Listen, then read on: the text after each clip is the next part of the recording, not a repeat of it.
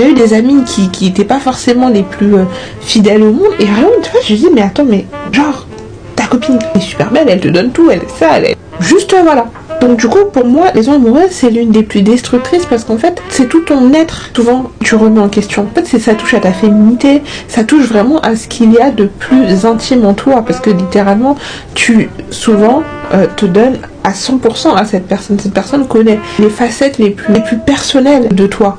Tu te dis, il y a quelque chose dans mon être, dans mon intimité, dans ce que je suis au plus profond de moi, qui ne va pas. Parce que sinon il serait pas parti, parce que sinon il m'aurait pas fait ça, parce que sinon il serait pas parti avec elle. Oui, mais peut-être que si j'aurais fait des efforts. C'est pendant la période où j'étais encore gentille et que je donnais des conseils, ce que je ne fais plus aujourd'hui, puisqu'en fait je me rends compte que je perds vraiment ma santé parfois par là avec des personnes qui ont juste besoin d'apprendre et faire leurs propres expériences de la vie pour comprendre que en fait j'essayais vraiment de lui faire comprendre qu'en fait non, tu n'es pas en tort, tu n'es pas en tort, le comportement, ce qu'il a n'est pas normal.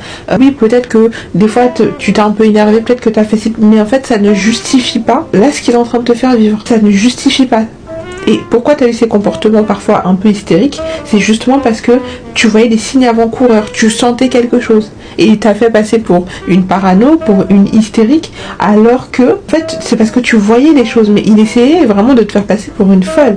Et là, limite, tu te sens coupable d'avoir découvert ce truc. En fait, ça peut aller super loin. Vous vous rendez compte? En fait, vous pouvez même culpabiliser d'avoir appris qu'on vous a trahi. Il y a même des femmes qui font semblant de ne pas savoir qu'elles ont été trahies. Enfin, c'est compliqué parce que parfois, il y a tellement d'enjeux parce que tu partages ta vie avec cette personne. Tu te dis, est-ce que je vais partir demain? Et en plus, quand il y a des enfants, donc du coup, c'est encore plus compliqué, etc. Donc pour moi, c'est vraiment la trahison amoureuse, c'est l'une des trahisons les plus difficiles. C'est très difficile de se sortir de ça parce que des fois, t'as conscience que la personne se fiche de ta tronche. T'as conscience que cette personne te manipule, t'utilise, te dit n'importe quoi. Tu as conscience que cette personne, des fois, même recommencera. Malgré te dit qu'il ne recommencera pas, mais tu sais, tu le sens qu'il recommencera et que c'est juste des balivernes, mais tu n'as pas la force de partir. Je vous jure que j'ai déjà vu des situations de mes yeux où vraiment, en plus c'était vraiment au moment où je laissais parler ce syndrome de l'infirmière, où vraiment j'étais à deux doigts de prendre la vie comme ça, mais plusieurs fois en mode réveille-toi. J'ai compris que moi je peux rien faire à part juste donner des conseils parce que moi j'ai besoin d'apprendre à faire mes propres expériences. Des fois beau parler, moi je sais que des fois il y a des trucs, on m'a prévenu, on m'a dit certaines choses. Carrément j'ai même une situation, je vous en ferai une story time,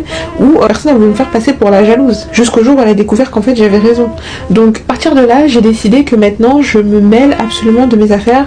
Ici on est tous venus pour se découvrir et chacun apprendra et tirera les leçons de sa propre vie, parce que tu peux avoir conscience que tu es en train d'être trahi, tu peux avoir conscience que ce n'est pas de ta faute, tu peux avoir conscience, tu peux être consciente que là normalement tu devrais partir et tout, et malgré tout tu peux faire le choix de rester. Ça arrive trop souvent.